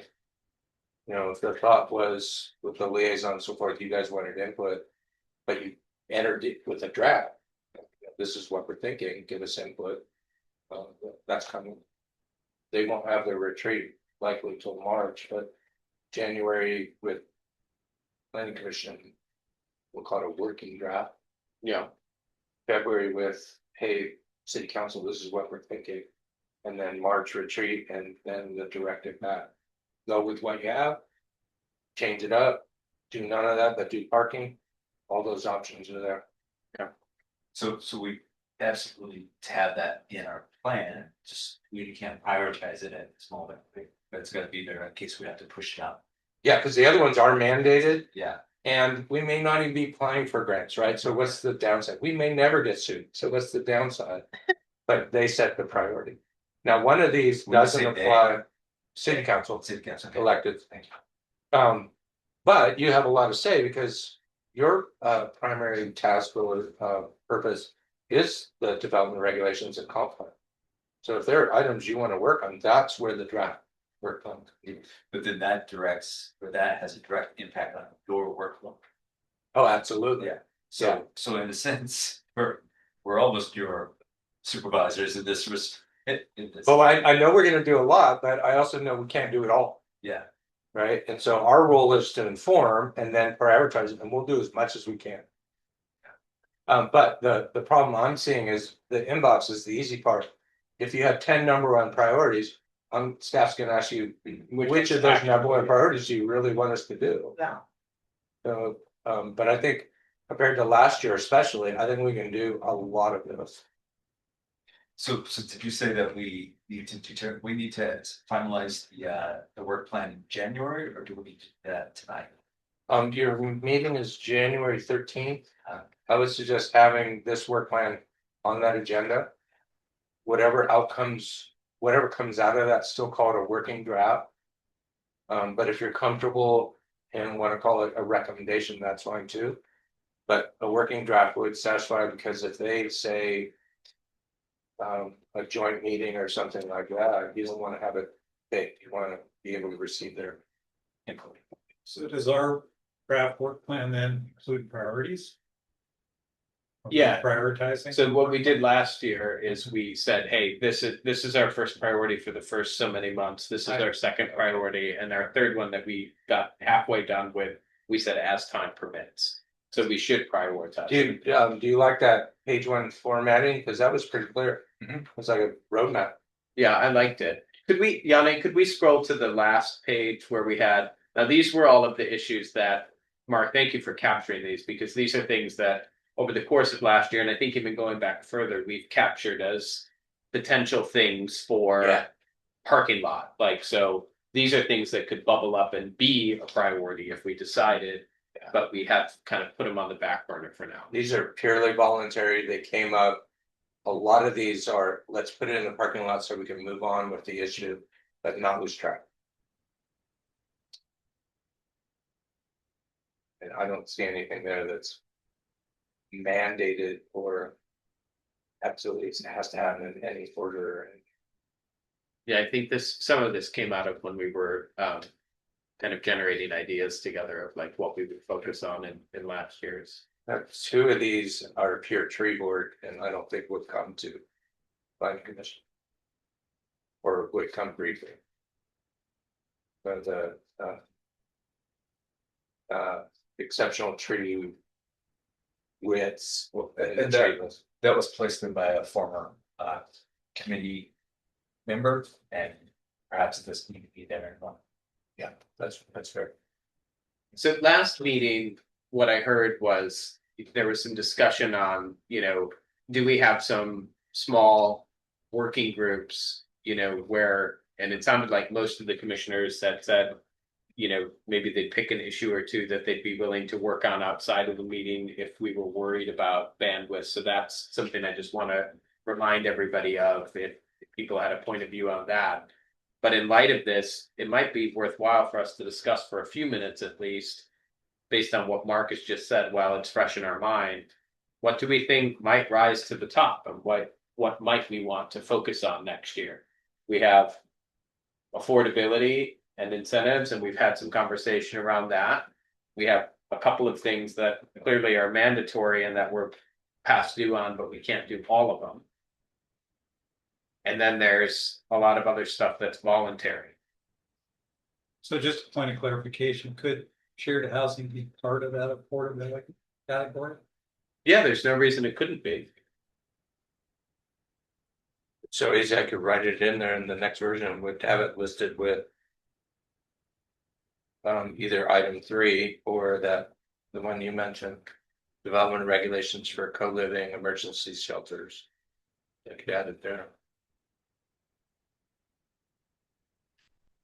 So Yannick, do you mind scrolling to the yes, going, okay, go, yeah, still that right there. Development regulation, actually, so these 2, yeah. And so Mark, just to recap, like these first things, I'm sorry, I don't mean to cut you off, but these first ones you said are, I'm paraphrasing, but would be good to do, nice to do, not mandatory. These next ones on the major development regulations update, the first 2 are the ones that are legally mandatory that we're past due on. Yes. So I'm wondering then, given the 2 under the major development, the first 2, your budgetary parameters, all right? Perhaps we need a bit more information on what those parameters are to determine if we can pursue those 2. Yes. So as I merged into January 1st, I'll have the background, hopefully have the responses from the state level. Know the budget. And it'll be a little clearer on the procedures that the administration is gonna have to go through to even get that resource on board. Yeah. So January, February, March, we're not likely to be working on those unless it's a subgroup. Informational, educational preparation. But the actual work with a consultant wouldn't be till later. Okay. And I don't imagine we would do both in 2026 with one or two consultants and have the budget or the bandwidth to do them at the same time. So it's one or the other, Pretty much. based on like, Yeah. okay. And I your got- recommendation was start with critical areas.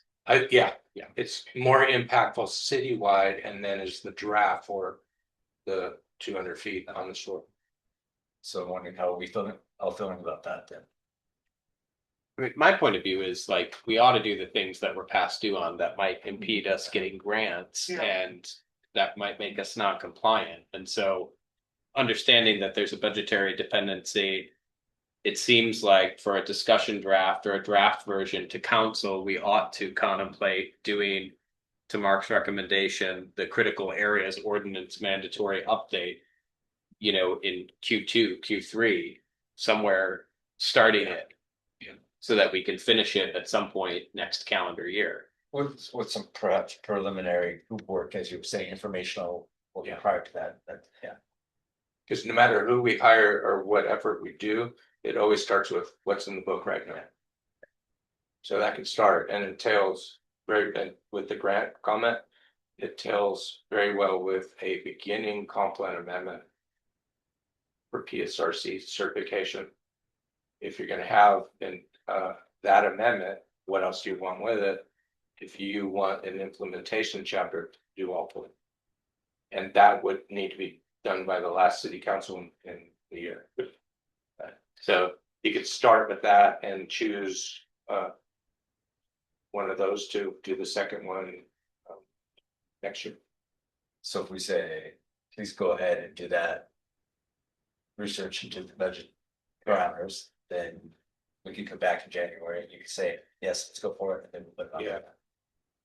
And then you'll have other filler, right? That's Yeah. not the whole. Well, thing. that, right, and we've Yeah. got that. Yeah, Already but got that that would be a place. good snapshot for the state agencies to see that we're trying. Okay. Well, let's just throw it out there because it seems like we've talked about this. Does anybody disagree with kind of prioritizing the critical areas ordinance mandatory update pending budget confirmation and having that on our work plan for next year? Is there somebody who has a different point of view on that? Or can we just call that by consensus? I'm seeing not. No disagreement here. Okay, so Mark, let's just make a note and we'll reflect that as kind of a key priority for next year, maybe number one. But pending kind of, you know, we have the first couple of months to do something else. So what else do people feel rises to the top? Well, if I remember what you were saying is that transportation certification, if we don't get that, then we wouldn't be qualifying for any sidewalk grants or things like that. That's really important to, because, you know, that's something that comes up all the time. We do not want to not qualify for a grant. We could have gotten for sidewalks, I think. And if we do that in 2026, we'll be well staged for the next round. This was which item? That's the third bullet point on the first route. Is that right? Is that what I'm?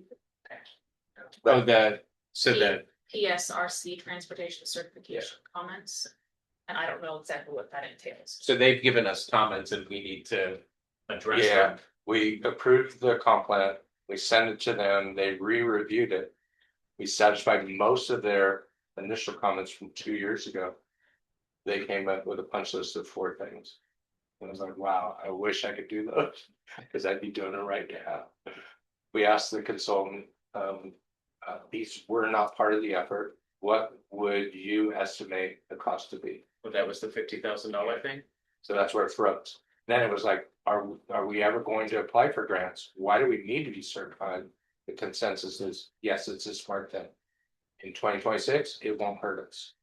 So, but in the world after 2026, it would be best if the city was fully served. So we have that opportunity, and it works with their grant rounds. It's easy to work. Most of the work, PSRC is with me, but the technical work from Fair and Peers is what that money is for. If we prioritize it, my first task is to go back to them and say, this is the work effort. Eliminate the estimate for the outreach, eliminate the hand holding for the public hearing, the stuff that I do. I'll do the ordinance.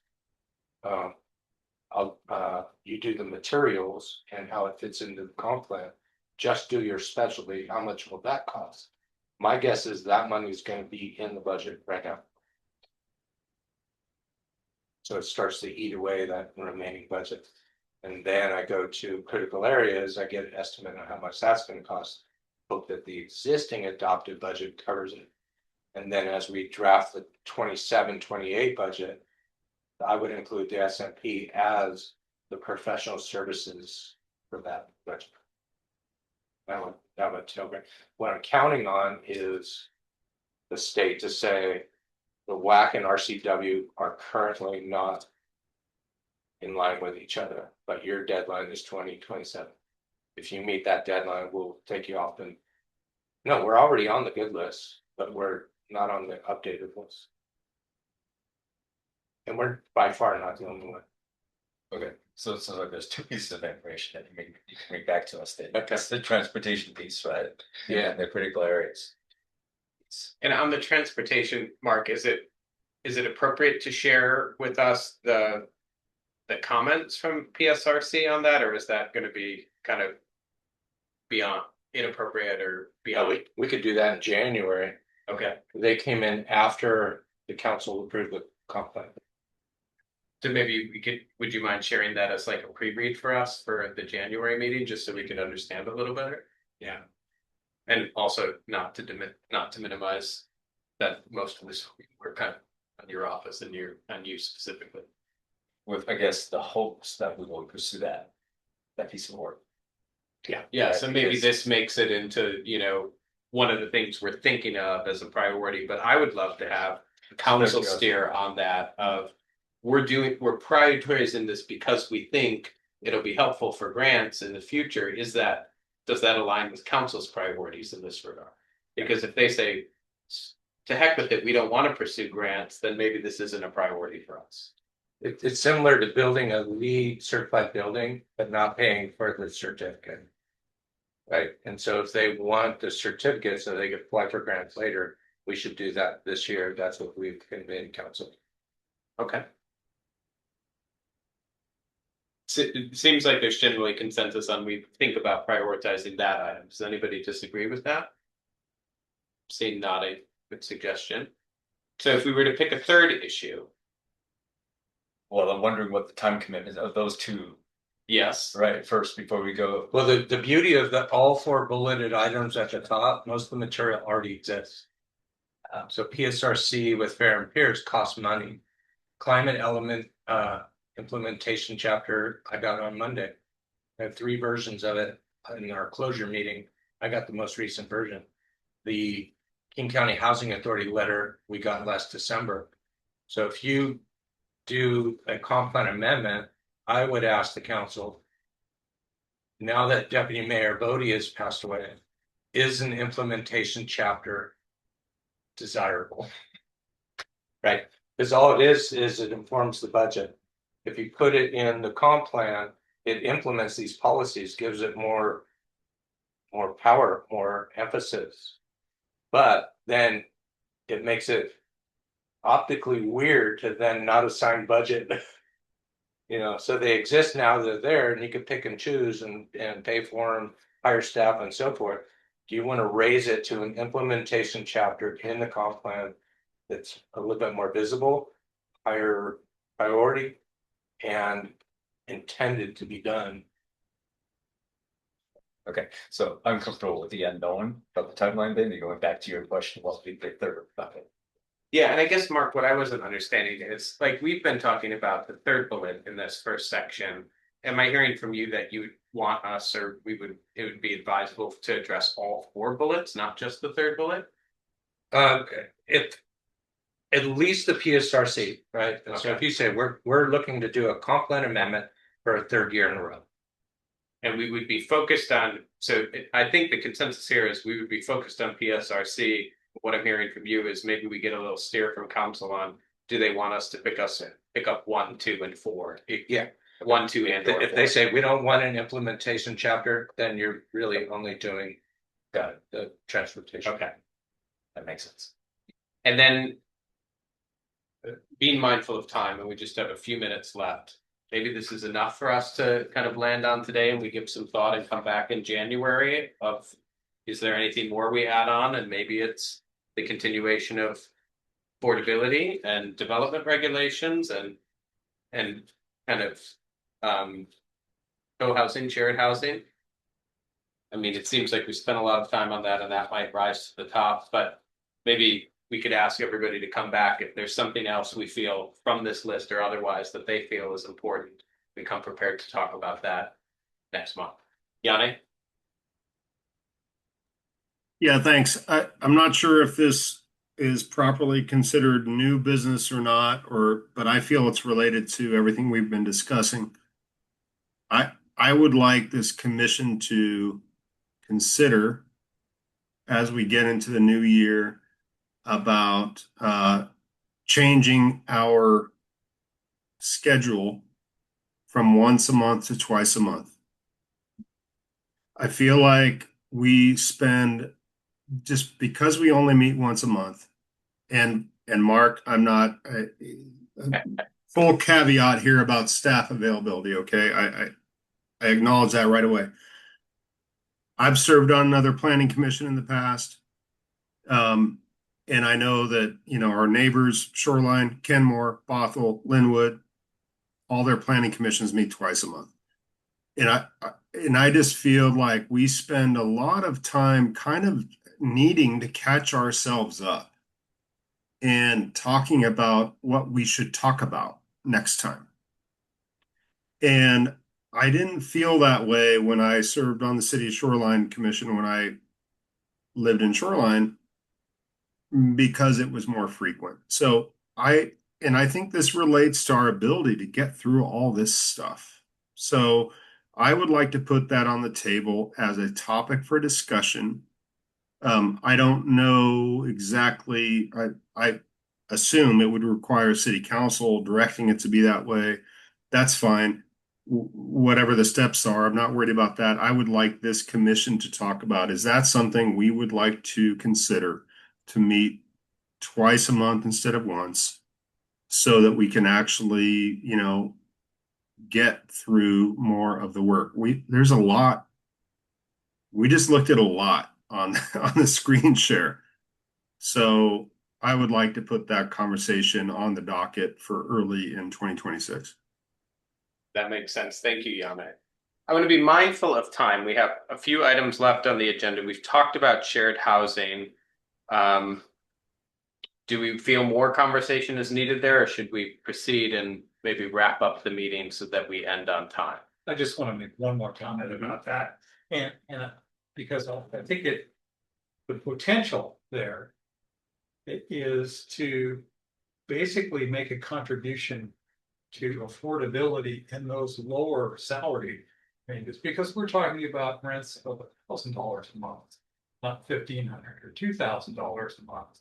We're talking about arrangements where a renter can contribute services in lieu of financial contribution. So there's a lot of potential there to make affordable housing for people who work in Lake Forest Park, students, as they do in Bellingham, or other seniors and so forth. So there is really potentially a real win-win situation, I think. So I just wanted to make sure that we're clear about that. That 24% of the housing units, this is from the comp plan data, are occupied by a single person, while studio and one-bedroom homes make up only 9% of the housing units. So there's empty bedrooms in our city. And there are people that are seniors that are hurting that want to stay in their homes. Their, property taxes are going up, utilities are going up, they're on fixed incomes. So I think there's a potential benefit there in terms of what the city can do. I think there are things that the city can do, and it's primarily a financial contribution, and it probably is a modest one. So it's worth exploring. Thank you, John. Anything else on this topic? New business? No. Reports and announcements, I assume none? No. Additional public comments, we have none. Agenda for next meeting, sounds like priorities we need to get through for the work plan for next year. We'll talk about that. And then maybe we'll talk about Yane's topic as well, because I think it's related. Anything else? PSRC and King County Housing comments. Yes, to kind of inform work plan. Meeting twice a month. Yeah. Anything else? All right, so at 9:01, I would accept a motion to adjourn. I have one more comment. Yes. I'm a week away from taking some wonderful time off, but I'm very thankful for the work that you guys put in. It's been an amazing 2 years. So I do want to adjourn. I don't want to lose the fact that the city, the comp plan, development regulations, our processes, how the community views us, it's come a long way in 2 years, and a lot to do with the work you just did.